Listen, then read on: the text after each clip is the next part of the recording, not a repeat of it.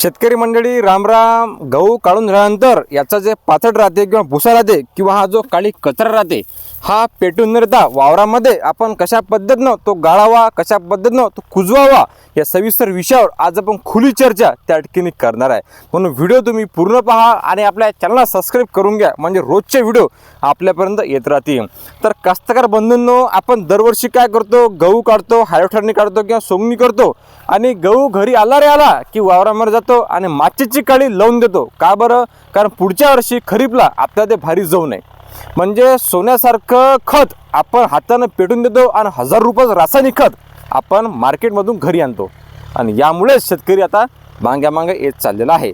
आता आपण हा जो गहू आहे हा गहू आपल्या वावरातला आपण आपल्या वावरामध्येच कशा पद्धतीनं कुजवावा, याचे काय फायदे आहेत, काय बेनिफिट आपल्याला आहेत आणि पुढच्या वर्षी आपल्याला भारी पण जाणार नाही आणि गहू पण कुजणार आहे, अशी प्रक्रिया आज आपण पाहणार आहे। तर आपण काय केलं, या गहू काढून झाल्यानंतर संपूर्णपणे आपल्या वावरामध्ये जे आपले मेंढरे असतात ते बसून घेतले।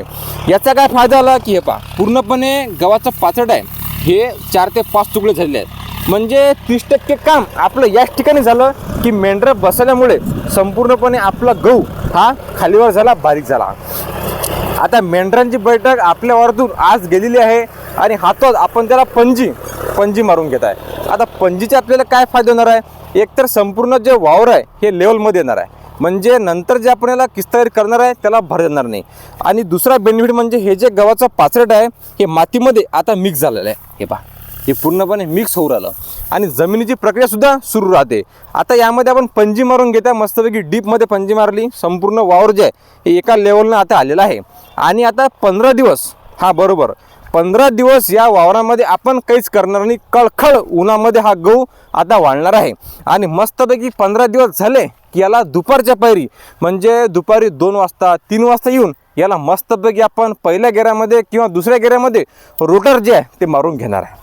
आता 15 दिवस हा गहू उन्हामध्ये ठेवल्यानंतर याची काय परिस्थिती होणार आहे हे तुम्हाला माहिती आहे, म्हणजे खळखळ हा गहू उन्हामध्ये वाळणार आहे आणि जे तुकडे जे आहेत हे लवकर बारीक होणार आहेत।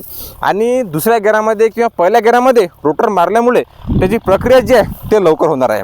आता आपण रोटर मारलेलं आहे, नंतर रोटर मारल्यापर्यंत जर आपलं गव्हाचे आपल्याला वाटलं की आता तुकडे बारीक झाले तर काही हरकत नाही, आपल्याला काही करायचं काम नाही, परंतु तरी जर आपलं मन भरलं नाही तर आपण डिकम्पोजर मार्केटमध्ये उपलब्ध आहे, अतिशय कमी पैशामध्ये उपलब्ध आहे। जे आपलं कृषी विद्यापीठ असते त्यामध्ये अतिशय कमी पैशामध्ये उपलब्ध आहे किंवा ऑनलाईनसुद्धा उपलब्ध आहे। एक 20-30 रुपयाला बॉटल मिळते।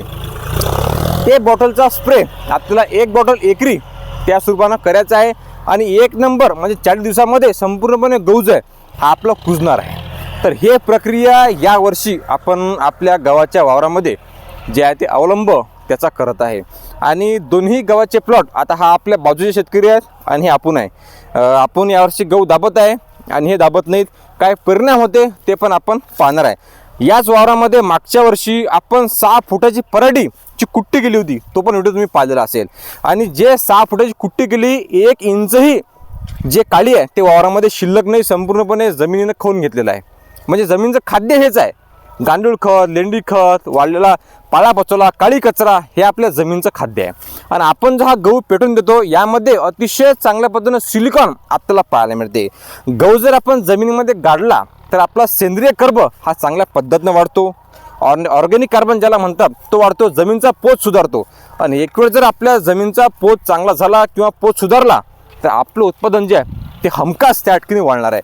म्हणून तुमचाही जर काही अनुभव असेल गहू दाबण्याच्या बाबतीत किंवा गहू पेटवण्याचा तो कुजवणे, तर नक्की आम्हाला सांगा, इतर शेतकरी बांधवांना सुद्धा त्याचा फायदा होणार आहे। सध्या आता पूर्ण वावरामध्ये पंजी आम्ही जे आहे ते मारून घेत आहे, संपूर्णपणे वावर फोडून घेत आहे, जेणेकरून गहू जो आहे हा खालीवर झाला पाहिजे। हे पहा, अशा पद्धतीनं पंजी आम्ही मारून घेत आहे।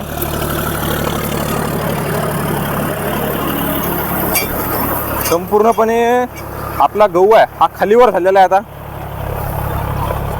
तेव्हा लेवलमध्ये वार झालेला आहे आणि मस्तपैकी याला 10 ते 15 दिवस कडक ऊन मारलं की रोटर मारून घेत आहे आपण याला। तर अशा पद्धतीनं आपण या वावरामध्ये काडी न टाकता संपूर्णपणे गहू जमिनीमध्ये दाबून देत आहे। नंतरची प्रक्रिया आपण काय करू रोटरच्या वेळेस सुद्धा आपण व्हिडिओ करणार आहे, पण त्यासाठी तुम्ही सबस्क्राईब करून घ्या। जे आपल्याला जेवणात बटन आहे काळ्या कलरचं दाबून द्या आणि सबस्क्राईब करून घ्या.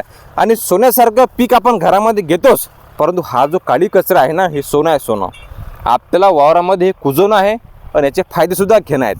तरच शेतकरी कुठेतरी समोर जाणार आहे, रासायनिकचा खर्च आपला कमी होणार आहे. धन्यवाद. तुमचं यावर काय मत आहे कमेंट करून नक्की सांगा. भेटू पुढच्या व्हिडिओमध्ये. जय जवान जय किसान.